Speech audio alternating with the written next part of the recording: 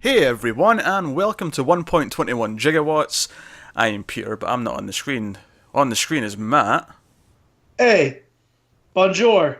and Ah, unfortunately, Connor. Matt was far too impressed with his use of French there.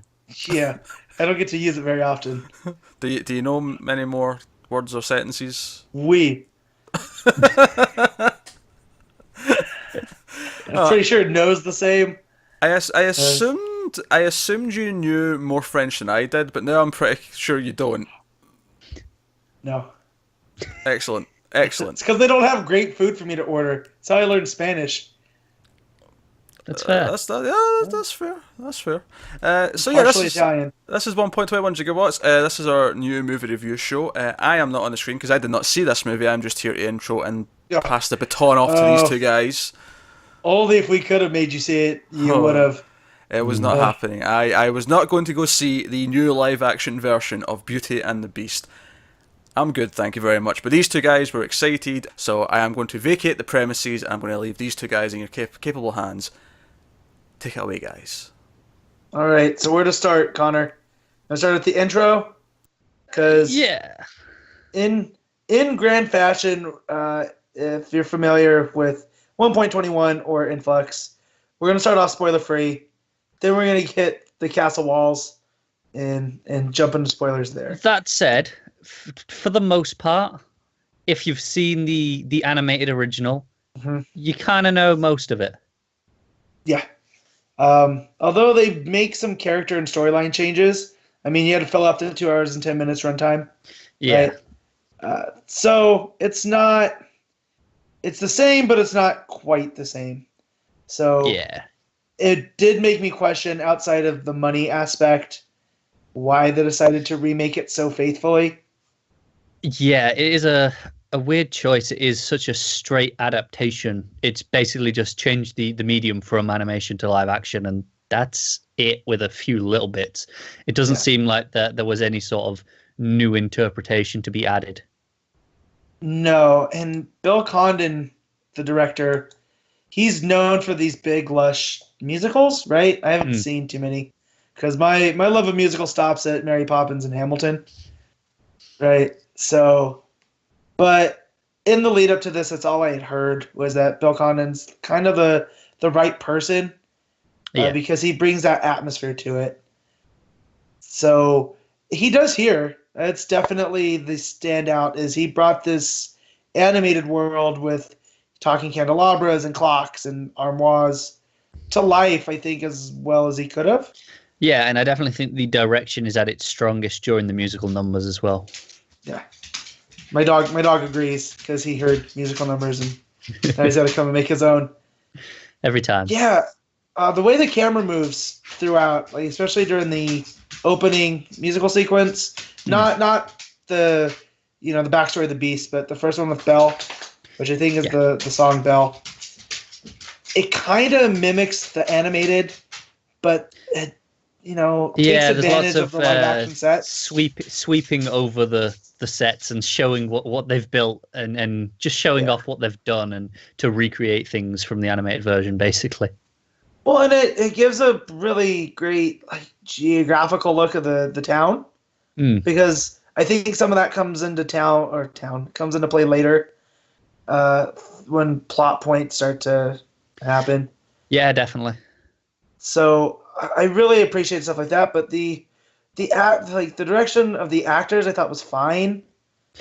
Yeah, it was outside of the musical numbers. It was kind Mhm. of like, okay, it's very standard. There's nothing to complain about, but there's nothing Yeah, to really praise it for either. and I really wanted to praise Emma Watson because I like her a lot, much to Mm. Pete's dismay, and he's muted now, so Mm. he can't Yeah, yeah. You can't argue, can't fight back. which is always the best. Yeah. But I mean, like you said, there's nothing really to complain about. She was fine as Belle, you know, I thought she was but very good, other than her singing, which yeah, it very very was British for a story set in in France. France. Yeah. Everyone's very British, which that's fine. But her singing is you really pick up on her accent. Yeah, and it's just it's not that great singing. You can tell, you can hear where the engineers have had to put in a lot of work to fix her voice. And it comes off as a problem because most of the singing of other characters sounds like it's on screen, like where they're in that room. But Yeah.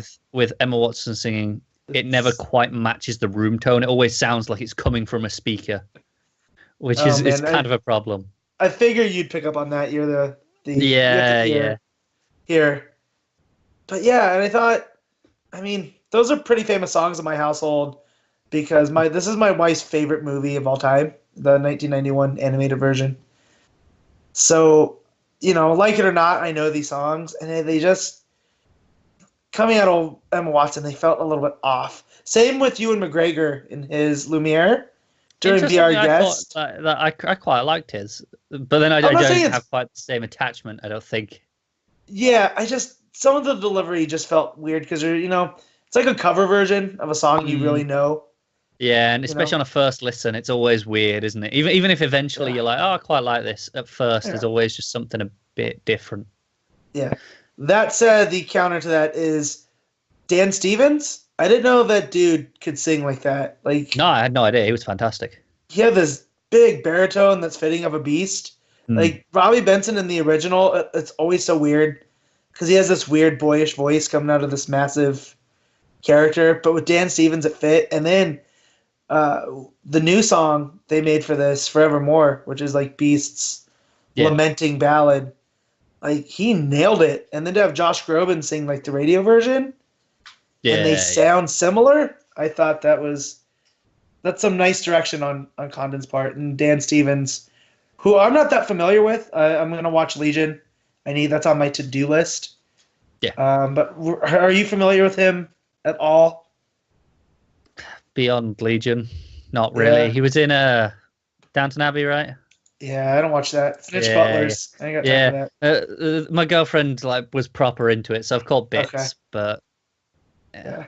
Well, I was impressed by him. I mean, I know they really CG'd him up with motion capture and whatnot to play the beast, but I really felt his presence throughout the whole movie. definitely. And I think that's something we should touch on. The CG in general, I think, is pretty fantastic. Yeah. It never feels out of place. It never looks bad. No. And I think because they did the combination of practical and CG when it came to the castle. Yeah. Like you buy that she's really walking down that grand staircase. Yes. And that even the beast is there, even though he's CG.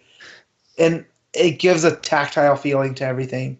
My biggest problem with the CG was it felt like him and Belle never really touched all that much, like because they didn't want to see the CG interacting with the physical as little as possible.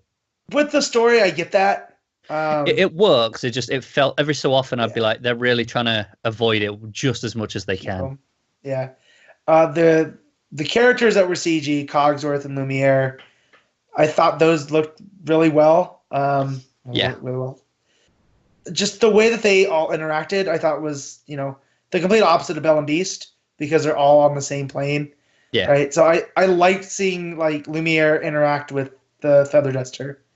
Like they actually, you buy their relationship because they're always caressing and he's dancing with her and it sells his character. And I thought Ewan McGregor on top of that was a great Lumiere despite the weird singing. Yeah, and I know he's said in interviews that he really struggled with the French accent. Yeah. For a long time, it came out sounding Mexican, he said. He had to redo the entire thing.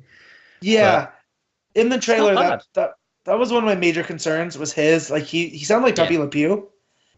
Yeah. But in the actual movie, it's toned down and, Yeah, it's better than I expected. Yeah. And then you have Ian McKellen playing Cogsworth, which he's... Is there a better choice? No. The old put-upon clock, that's so perfect for him. Exactly. And there's a fun story beat they do, but that'll be beyond the spoiler wall when it comes to him. I thought that fleshed out that character because the 91 animated movie, it's only like 80 minutes. So at most 90. None of those characters are really developed outside the main two and Gaston. No, that's about it. Yeah, so here they can give those little tidbits with Mrs. Potts and Cogsworth, Lumiere, that I think flesh out the movie, and it doesn't feel like filler. Yeah, I think that's ultimately the biggest selling point for watching this version over the animated is that you have these relationships like Lumiere and the Feather Duster is a fantastic relationship that, as far as I can remember it existing. Yeah. But it's great and it works.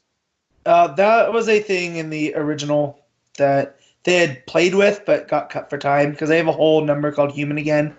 Right. That's about them. And then it's even more featured in the Broadway version of it. Right, okay. Yeah, so I thought this was going to introduce some of those elements, and it did its own thing, which I'm glad. So now each, the animated, the Broadway, the live action, they're all distinct, even though they're the same story. Yeah. Which I was worried about a lot of overlapping. So I'm glad that we didn't get too much. Compared with like last year's Jungle Book, which was kind of its own brand new story. That was... See, so there's the three main ones so far, right? Jungle Book, this, and Cinderella. Cinderella, yeah. And Cinderella was a lot closer to this than it was Jungle Book, where it was pretty much a straight adaptation of the animated film. Yeah. And I think where Cinderella had its merits, where Kenneth Branagh really brought a panache style to it. Yeah. Yeah, that fleshed out the movie. Whereas it wasn't too beholden to the source material because Cinderella is a story that's been told 1,000 times over. Even more so than Beauty and the Beast. It's different versions. So, I was hoping this was going to take a more Jungle Book track, but, it's fine that it was more Cinderella. Yeah. My wife, who's a big fan, was really worried. And she came out, she had tears in her eyes by the end because it wasn't a mess. Well, that's an achievement. I mean, that says something in itself, doesn't it? Yeah. And, I mean, I told her, now you know how I feel every time a new Superman movie comes out, where you're waiting, and then you're like, at least yours was good. I had to go through Returns and Man of Steel. Yeah. So, going to the other side, we've talked about the heroes and Belle. And what are heroes without good villains? And I thought Gaston, kind of like in the original, steals some scenes. Oh, definitely. Definitely. It's a lot of fun. Yeah. Luke Evans, he's another one I didn't realize could sing. And then you look up his not filmography, but his, career. And there's some Broadway stuff in there. Like, he's a versatile actor. Yeah, I've only known him as an action guy from, like, Dracula Untold and one of the Fast movies. Yeah, it was in the Hobbit movies, right? Oh, that's right. He was Bard the Bowman. Yeah. Yeah, that too. Oh, I forgot about that. Although I try to forget those movies. I only saw the first two. Whole lot of stuff going on there. Yeah, you missed out on the worst one, so good choice. That's good. I know. When Pete was telling me about Dragon Sickness, I was just like, yeah, I'm glad I missed it. Yeah. Yeah, I thought his scenes, like at the beginning, because again, I'm very familiar with this. Out in the 91 animated movie, he's out and out a villain, like from the time you meet him. Yeah. Here, I felt like he actually had an arc, but that arc really, he has in wrestling, we call it a heel turn, right? Right. He has a major heel turn in this. And I thought, which was weird, because in the beginning, you're just like, oh, he's kind of just a brutish guy that he really wants to marry Belle. He likes her. He's a military man, basically. And he's like, yeah, I mean, I've got respect and command, but I want kids, basically, and she is what I want. Yeah. And outside of that, I don't get that he's like, oh, he's a knucklehead, but he's not out and right bad like you get in that song where he's like, we're going to marry and I'm going to chain you to the bed and you're going to have like 12 kids. Yeah, he never treats her badly. He brings her flowers, he propositions, she says no, and he's a bit pushy, admittedly. He is pushy, but he doesn't, he leaves when she goes inside a house.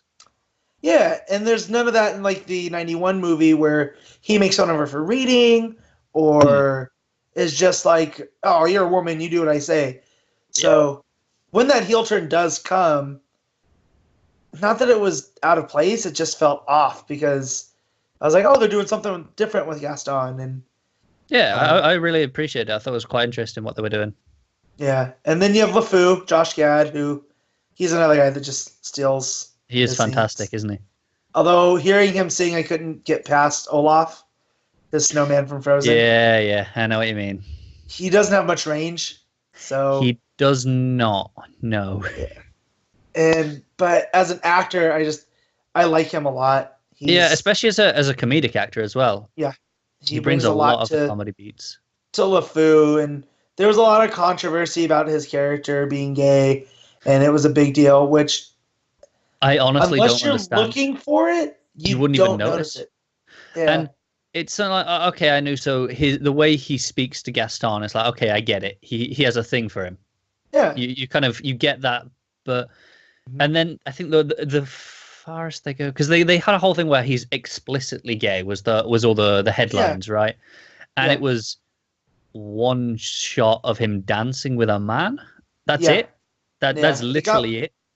It got blown out of proportion, and everyone had expected it. At least the people I know had expected to be with Gaston, so they were trying to figure it out. And then so when it did happen, they're like, "Oh, that's it." Okay, because there was countries like I think it was Malaysia that won't even show the film. Yeah, they banned it, and they said unless you cut it. And Disney took a stance and they said no, we're not cutting this, and I respect that a lot. Yeah. And I actually respect it more after seeing it because of how easy it would have been to cut away, because you lose about 2 seconds of footage. So they could have done it so easily, but they didn't. So you got to respect that at least. Oh, of course. And I'm glad they did stick to their guns on it. And I mean, if you're in Malaysia and want to see it, I don't know what to tell you. That stinks. Yeah, yeah, pretty much. Because it is much ado about nothing. Yeah, so. There is almost. I'm surprised that I'm not seeing like backlash online about them not going far enough with it. Frankly. Yeah, because that was the other thing I was worried about is the people that take that as a championship cause and are going to make a big deal. And it would have only distracted from the movie, I think. And I'm glad that they didn't. And I don't even think my nieces, who are 8 and 5, they didn't pick up on it. It was really there for the adults. It was.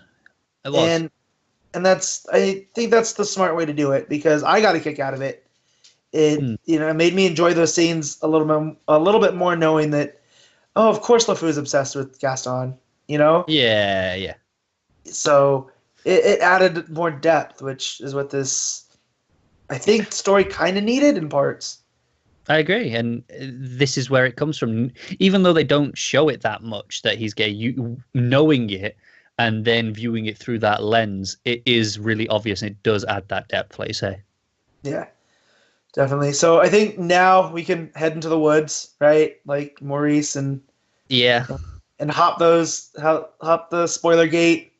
Oh, actually, I'll just say one thing about some of the songs, the actual mix of the tracks. Whenever there was people, like a crowd of people singing, it kind of blended into the music a lot, and there was a lot of lines that I just didn't catch because they didn't make it clear enough. And I think it's just a bit of a technical issue there that could have sorted. So do you think that could have been your speakers too at the... No, because it's the same cinema. I see everything, and there's never a problem on anything else. Gotcha. See, that's something I wouldn't pick up on, so that's why I was wondering. I had considered that, but I'd been in the exact same screen only a week ago. It's like, no, okay. No, it's not. Okay. Yeah, so we can agree that before we jump to the spoilers, that it is a decent movie, and it is worth a watch. I'd go as far as say it's a good movie. Okay. I mean, obviously the original is an excellent movie. Oh, well, first animated film ever to be nominated for Best Picture. Exactly. Academy Awards. This doesn't live up to that, I don't think. No. But it doesn't do anything wrong either. It doesn't do enough new things. It doesn't do enough to justify itself to be considered a great film. Yeah. But it's solid and enjoyable almost all the time. I'm glad that I went and saw it. Yeah. So not so much the theater experience when your wife chooses the first showing on a Saturday and you have a kid running back and forth behind you the whole time. Yeah, that must be rough. And you can't not be petty, because there's a little bit of Gaston and Beast in you, and you lean back so the kid can't pass. I'm 31, people. I can't let things go. But speaking of not letting things go, that's going to be the most awkward segue in the history, I think, of the show. But it's not great. No, we're going to venture into spoiler territory. So if you do want to see this unspoiled, this is where we would get off and say thanks for watching. But if you do want to hear spoiler thoughts, then let's venture into that castle and talk about some of the main differences here between the animated and the live action. The first of which that caught me that I really loved was a nice backstory on the prince before he's the beast. Yeah. And we see the event that he's at when he gets turned, because a old lady comes knocking on the door. There's this big gala going on. It's very French. Very French, very Louis who is it, 14th with Marie Antoinette? Sounds about right. 16th? I don't know French history. I mean, I just know Marquis Lafayette. It's got the ornate face paints and all the big gowns, and you basically might as well have masks. Well, yeah, and he looks less human, and I like that they do that. Is he's not less human, but he doesn't look like a traditional royal. They make a big deal that he's this brat that gets what he wants when he wants, and so when the old woman comes offering him a rose, and he makes fun of her, and everyone in the court, decides they're going to join in. Yeah. It added to the witch, or the enchantress, not the witch, changing everybody that was there into something.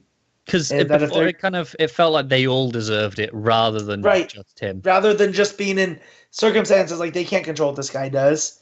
But, if they're going to be his servants there, then they're going to serve him as a beast. And, that's how they become these household objects. And on top of that, she makes the town forget that the castle's even there.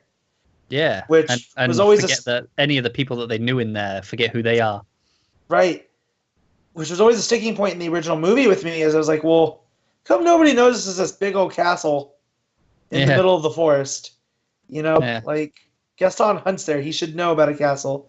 So I thought that was a nice touch, because later in the movie, when Maurice comes back, it really adds to him being made out to be crazy.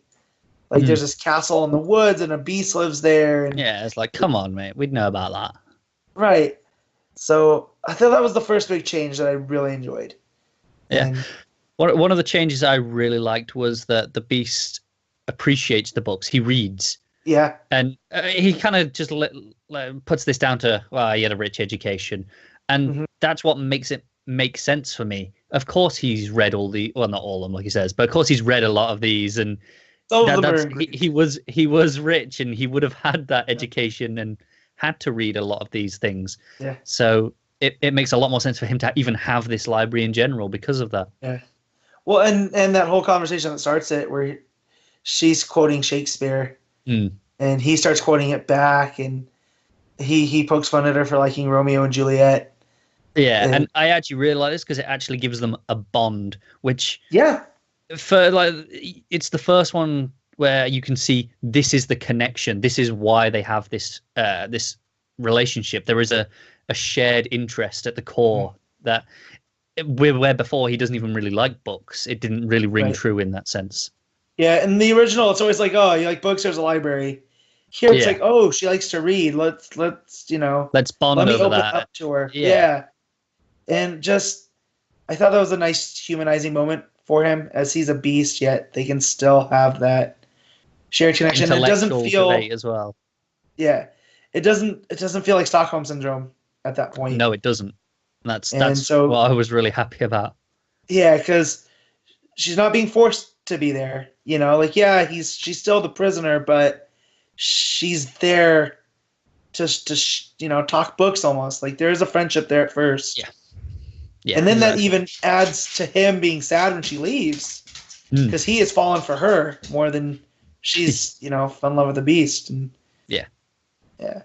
One of the things that they added I didn't like, although I understand why they did it, was he has a magic book that can take them anywhere. Yeah, I thought that was a little bit strange. It's like we need to add 5 minutes to this. Yeah, I was like, cool. We get to see, old Paris, right? Because Notre Dame. It's Notre Dame here in the States. But, Notre Dame is there, and you have the river where it splits, and it looks great, and some imagery with the windmill, and it serves as the backstory to Belle's mother, why she's not around. But ultimately, it doesn't do much for the film. You could cut it, and you wouldn't really lose much. if I'm the Beast and I have this magic book that can take me anywhere, I'm not gonna sit around moping that I'm a beast. Like, You'd be go, hey, let's go to the jungle. Let's go on a bit of yeah, an exploration. Let's have some fun. No one's exactly. going to Let's go see me out somewhere there. where, yeah. And again, I get why it's there and how it adds to the character that he's this tortured soul that, he can't even go out in the world because he's Yeah. a beast. But man, yeah, just don't go to Paris. I'm sure there's places that would, Yeah, it's accept just, him. it feels really weird. I mean, I get that it's the nice moment of it leads her bonding with her father a little bit Mhm. more, Yeah. but it doesn't feel necessary at all. No, not at all. But like you said, it was filler in we need 5 minutes, we can do a nice thing. Which I Yeah. did like the whole plague aspect with her mother, and that's why she's, Mm. been raised by her father, and they don't talk about mom. Yeah. But you could have done that you could have done that through dialogue and exposition.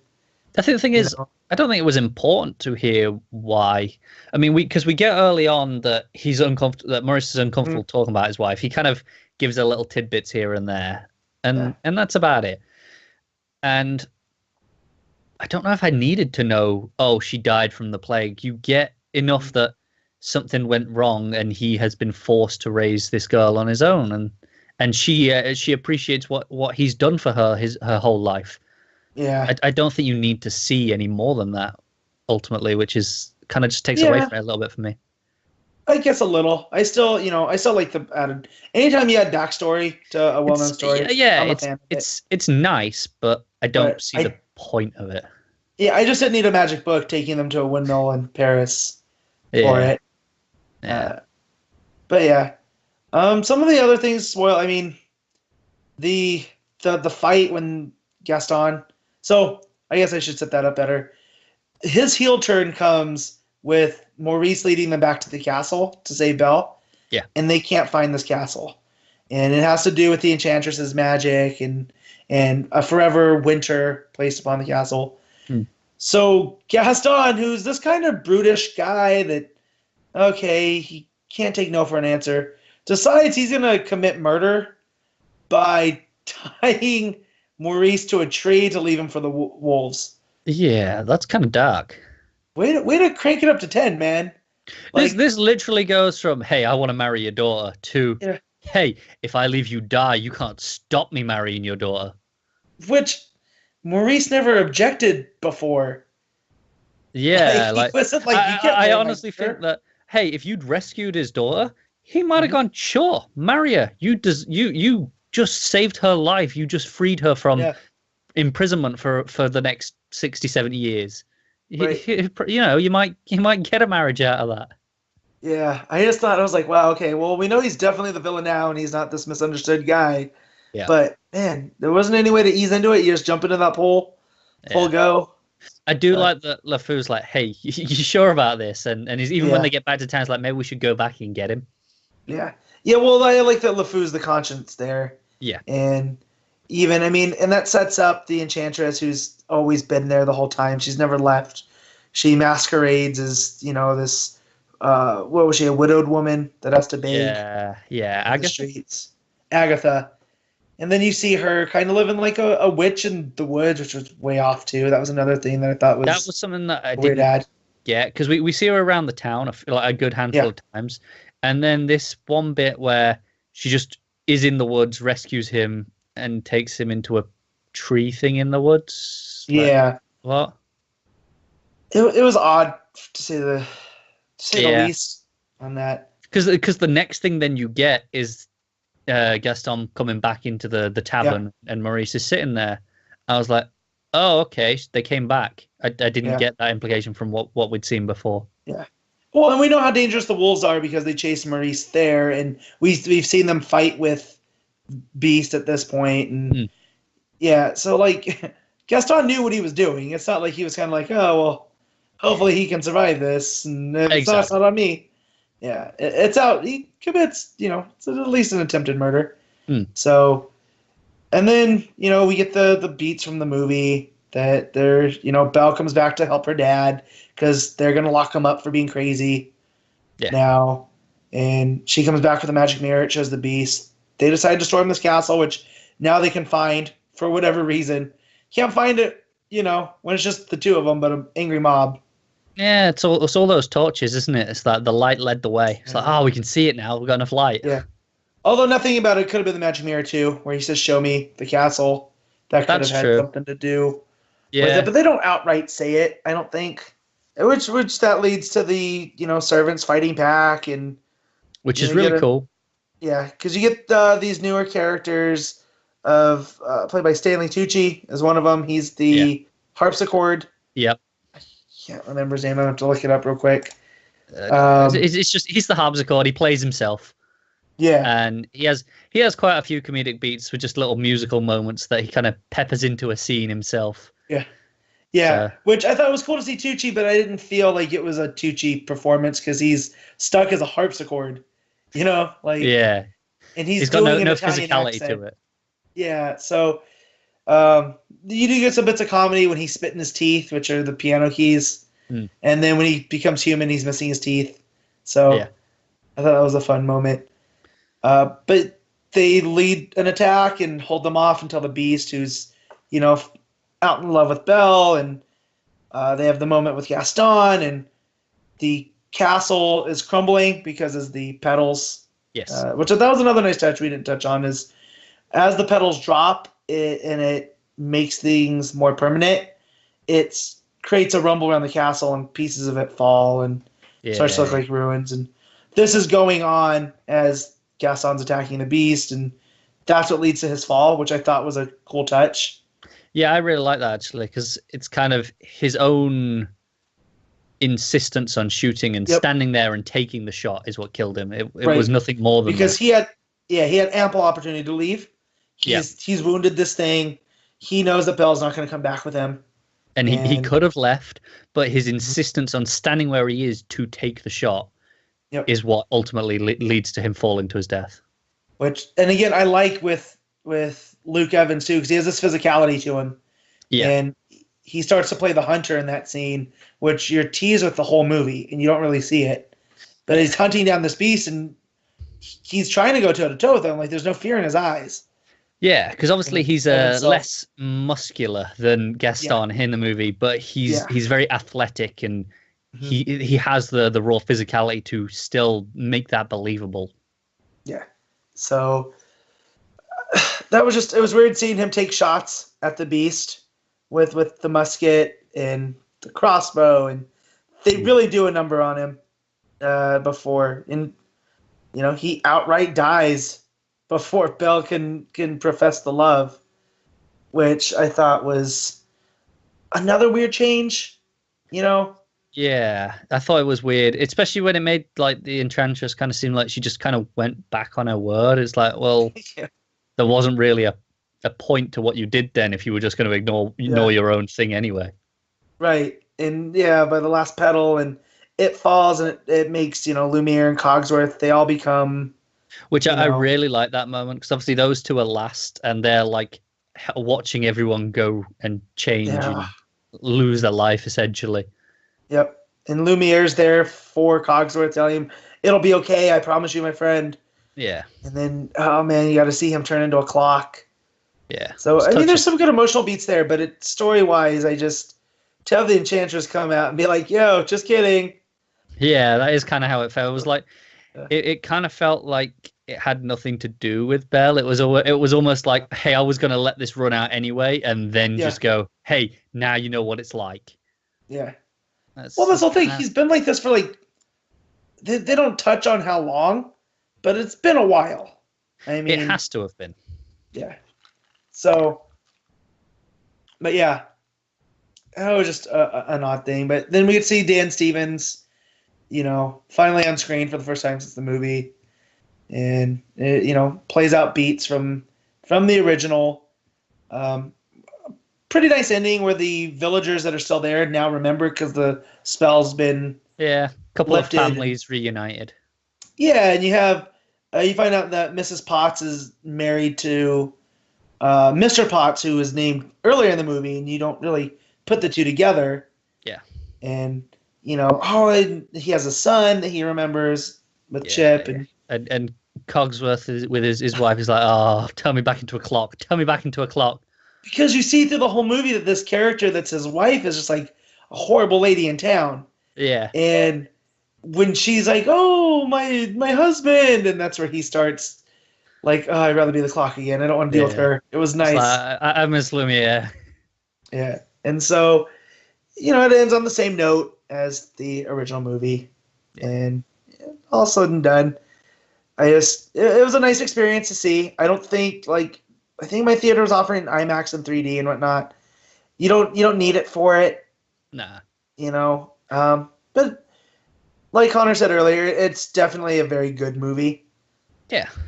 It's nothing that you need to rush out and see, but it's worth a watch. If not in the cinema, when the home release comes out, it's worth sitting down and spending your 2 hours or so on it. It's definitely worth that.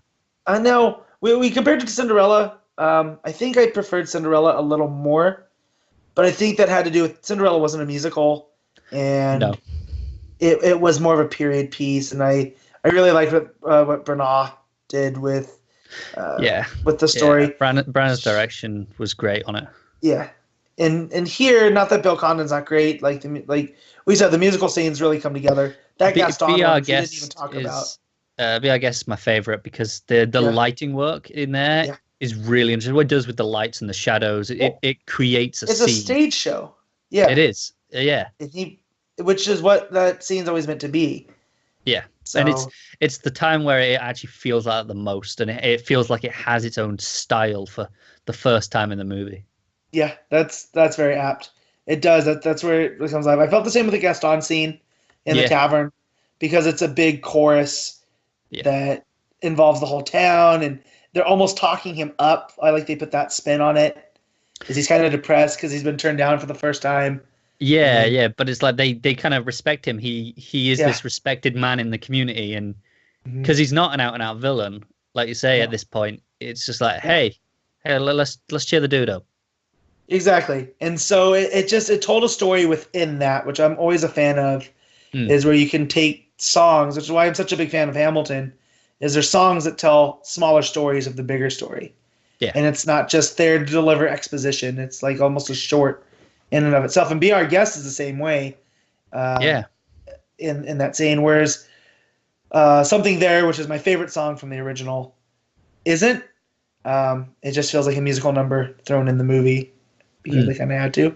That said, it leads to my biggest laugh of the movie where they have the snowball fight, and yes, she throws the one snowball, and it's a regular sized snowball, and he looks up, and he just grabs a massive paw full of snow, chucks it right at her, and she goes flying back, and it is right fantastic. In the face. Yeah, which you don't think they're going to do because then the 91 version, he doesn't end up doing it, and it ends up dropping on him, and it's a fun laugh. Here, I'm just like, yeah, that's probably what I would have done. I would have taken it a little too far. I actually really like it because they show he has anger issues. I mean, understandably, because he's trapped in this form. He's not who he is, and he's frustrated with life. And every so often, it comes out in outbursts like this. Right, just takes it a little too far. He just doesn't have that restraint. We call that with my younger cousins growing up. Whereas he's gonna do some jerk stuff now because you've pushed his buttons, and he doesn't know where the line is. Anything else to add on this remake? No, I think we pretty much covered it. Yeah. So if you have to give it a rating, what are you giving it? I think I give it the same as what I actually gave Cinderella, a 7.5 out of 10. That's fair. That's probably where I'd put it. I'd put it there. Because if my wife finds out that I give it anything lower than that, she might kill you. Yeah. That's it. And she has YouTube. It's not like this is hidden. She can check. Even though I did enjoy Cinderella more, I'll give them equal scores because they are about the same. Yeah. It just depends, I think, on the format that they're presenting it in. So I think that gets the mild fuzz seal. Is do check it out, but don't rush out. Yeah. This is the voice of God. You two are out of time. This must end. Poor people are watching this in pain. With you two rambling on. I'm here to finish it. That's how I know you're not God. A, because you're Scottish. B, because I'm in my brain, God's Australian because that's the best accent. But How is that the best accent? Oh no, it is. I prefer it. That's it. I'm with him on that. It's not the Yeah, best but- accent. Yeah, but no, I think we offered a pretty concise review of 2017's Beauty and the Beast. Thank you very much. I'll take your word. I was watching It's Always Sunny in the other room. I'll take your word for it. One where they're trying to prove they're not white trash with the swimming It's pools. very good, actually. If you recall that episode, if you've seen it. But no, that was 1.21 gigawatts about Beauty and the Beast. Let us know what you thought of the movie in the comments below. Like and subscribe and all that stuff. It helps us out a lot if you do. Get us on Twitter at mailed_fuzz for channel updates. Individual Twitters for these two.